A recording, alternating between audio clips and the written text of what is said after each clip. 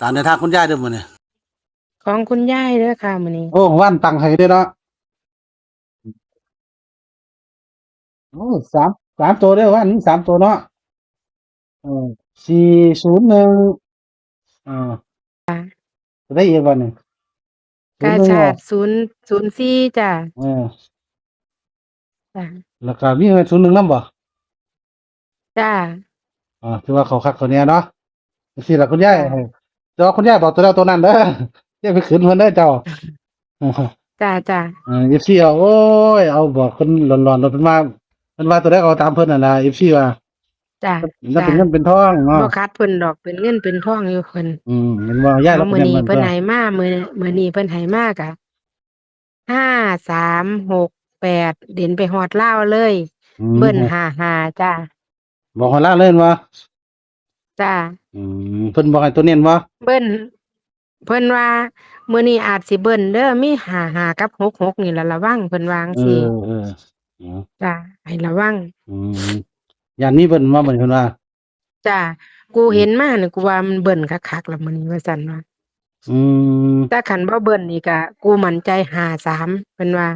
อือืมยายเน้น53เน้น53กับเบิ้นนี่ล่ะเบิ้น66กับ55เพิ่นว่าอืมมื้อนี้เอา2เบิ้นโดยว่ามันมั่นใจแฮงเพิ่นว่าอืมตัดให้เขาตัดได้ตัดเนี่ยตัดหลายบ่บ่ตัดหลายเด้อเอา53แล้วก็68แล้วก็นอกนั้นน่ะก็8อันแล้วก็5 6แค่นั้นที่อืตัดที่ให้ตัมดแหมสิจ้ะที่เพิ่นบอกมาว่าให้ตัดอืแค่13มหางแล้วก็เบิ้น66กับ55แค่นั้นจ้ะเน้นที่53เนาะจ้ะเน้นที่53อืมจ้ะอ้าวตัด68หาเจ้าดอกเอาไปเดี๋ยวจะบ่ออกดอกเอาเดี๋ยวเขียนแล้วก็แล้วไปเนาะจ้ะอืมบ่ตัดตามแค่เพิ่นบอกมานี่ล่ะที่เพิ่นอืมเห็นมานี่ล่ะจ้ะเอออืมว่าข้อยเขียนก่อนเจ้านะอืม อ๋อ โอ้ยเพิ่นเจ้าบ่ได้บอกว่าอันตัวใดก่อนนะข้อยก็ว่าสิตัดครบคือเก่ามันก็คือส่งจ้ะหลายแหละเลยถามเจ้าเบิ่งอะนะบ่เพิ่นว่าบ่ต้องตัดหลายคันเข้าก็คือเข้าคันบ่เข้าก็อืมอันบ่เข้าเพิ่นว่าจั่งซี้แหมบ่ให้ตัดหลายไม่ตัดหลายเนาะเพราะว่า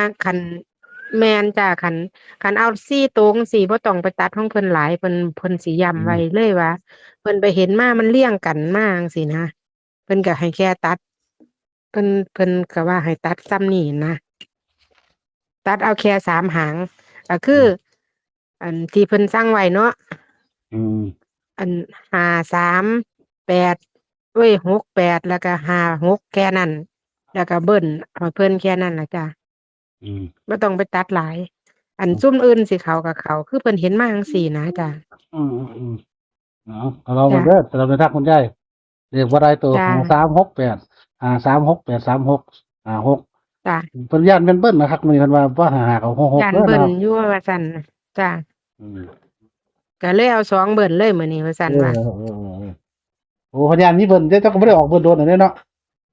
จ้ะอืมเพิ่นว่ากูว่าคนกูบ่ตาลายกูว่าเบิ้นคักๆมื้อนี้ว่าอืซั่นว่ามคันบ่เบิ้นก็สิมา53นี่ล่ะเพราะว่ากูตาลายจักหน่อยว่าซั่นว่า เพิ่นว่าเอาเพราะว่าก็เพิ่นเลยมั่นใจ53นำเพิ่นบอกว่าเอาคักเด้อว่าจังว่าเนี่ยคือเก่าเด้จ้ะอเอาคักๆเลยมื้อนี้คือเก่านั่นล่ะว่าซั่นว่าแต่น้อยไปฮอดลาวโลดว่าซั่นอืม